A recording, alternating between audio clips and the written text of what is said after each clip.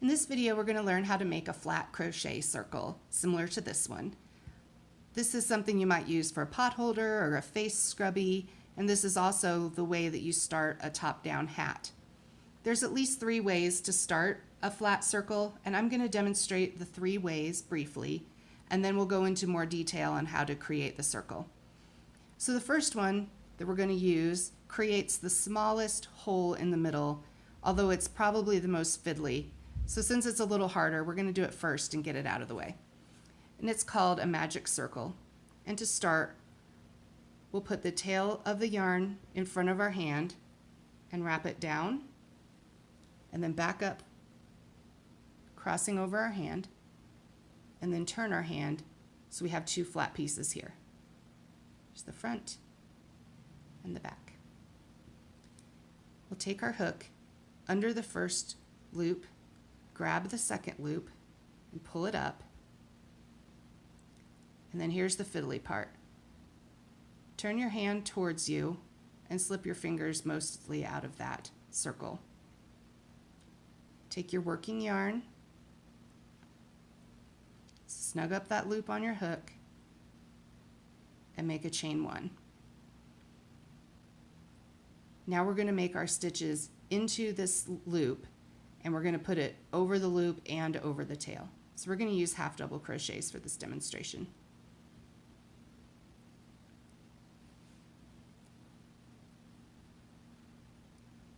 So I think it's kind of fiddly to figure out how to hold this circle so that you can do your stitches. But after you've done it a few times, it becomes a little easier. You can hold it like I am with your ring fingers or any way that works for you.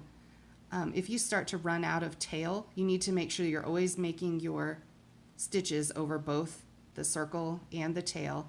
If you start to run out of tail, you can give it a little pull. It'll give you some more. So after I've done several half double crochets, I'll show you how to close up this circle.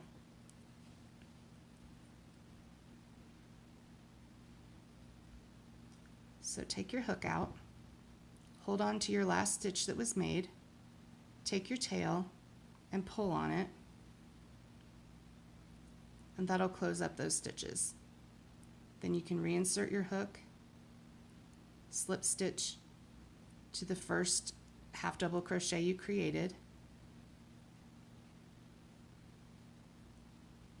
and you've got a nice flat circle. And in fact, I can pull that tail a little bit harder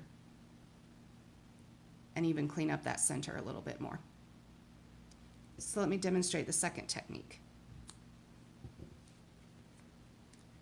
On this one, we're going to start with some chains on our hook, just like any other crochet technique. So I'll start with my slip stitch.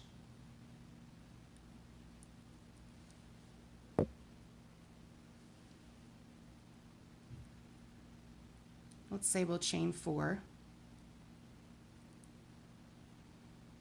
And then we'll slip stitch into the chain furthest from our hook.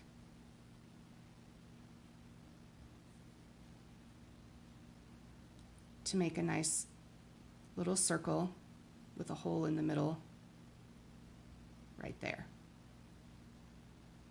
And now our stitches are going to go into this hole instead of into the stitches. So for half double crochet, we do a 1 chain turning chain and insert our hook into that chain space. And for this technique, I find it's really helpful to mark the first stitch as soon as you've made it. And then you'll just work around in that manner.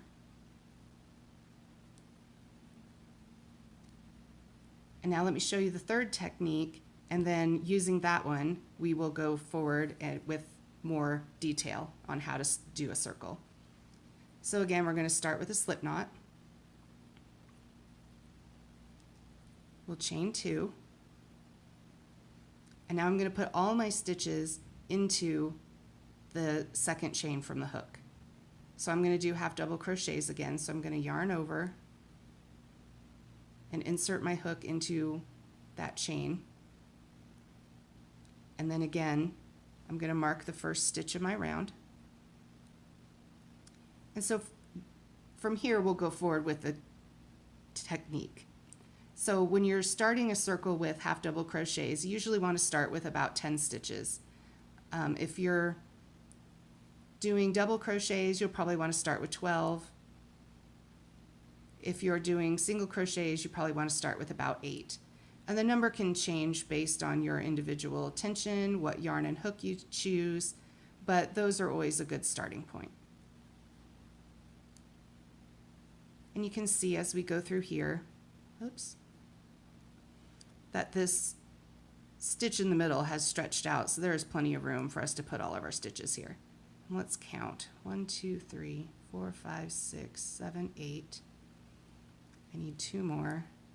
There's 9 and 10. And then I'll slip stitch into that first stitch, and here's my circle. And of course you can see that leaves probably a smaller hole than the technique where we started with a chain 4, but bigger than the magic circle hole for sure. And so when we're making a flat circle, the way to do it is whatever number of stitches you had in your first round, you need to increase by that number of stitches in every subsequent round. And you want to do that evenly. You can't put all 10 extra stitches right at the beginning. You need to spread them out around to make a nice round circle. So for the second round, we need to have 20 stitches, which means we need to get 2 stitches in each one of these stitches around. So I'll do my turning chain and then 2 half double crochets in the first stitch, and I still want to mark the first stitch of my round. And I'm going to put 2 half double crochets in each half double crochet from the row below, and I'm going to pause real quick and do that. Okay, so I've put 2 stitches in each one of my stitches from the row below,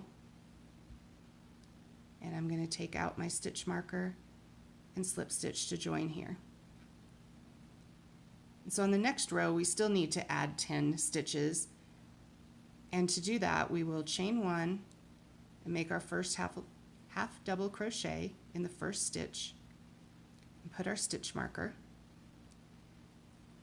and then in the next stitch we'll do the increase. We'll put 2 stitches, and we'll do that all the way around. We'll do 1 half double crochet in the next stitch and 2 half double crochet in the following stitch. So all the way around, 1, 2, 1, 2. I'm going to pause while I do that. Okay, so I've gone all the way around, and since this is round 3, I should have 30 stitches.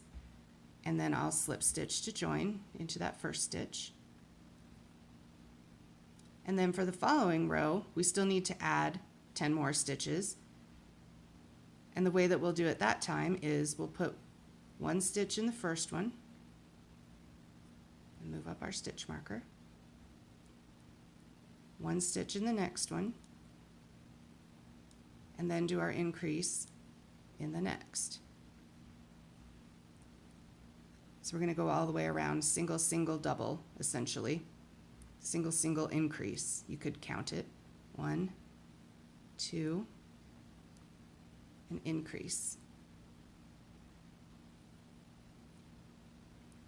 And then that's what you keep going all the way around. In this row we have 1, 2, and an increase. In the following row we'll have 1, 2, 3, and an increase. 1, 2, 3, 4, and an increase, all the way around. And you can keep going like that as long as you like. When you do it that way, which is the most common and the easiest way to count it, you will end up with a little bit of a corner, which I've exaggerated with the pins here where you can see it. If you are extra particular and like a really smooth circle, you can stagger those increases so that they don't stack up on top of each other and make these points. Now I do want to point out a quick problems that you may run into. And this one is usually referred to as potato chipping or ruffling. If you have too many stitches to begin with, or maybe just your yarn and tension and hook size are just a little bit off, this is the ruffling result. And so if you are getting this type of result when you're going for a flat circle, what you'd want to do is back up in the middle and start over with fewer stitches. I would not recommend just keep going and hope everything will be okay. It won't. The longer you go, the more exaggerated this ruffle will get. So just remember, if you have a ruffle, you have too many stitches in the beginning. If you have not enough stitches in the beginning, what you'll get instead is a bowl shape.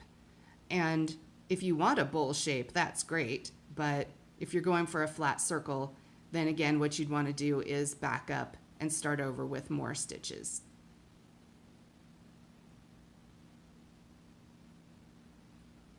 And that is how we crochet a flat circle and a couple of troubleshooting tips. I hope that was helpful for you.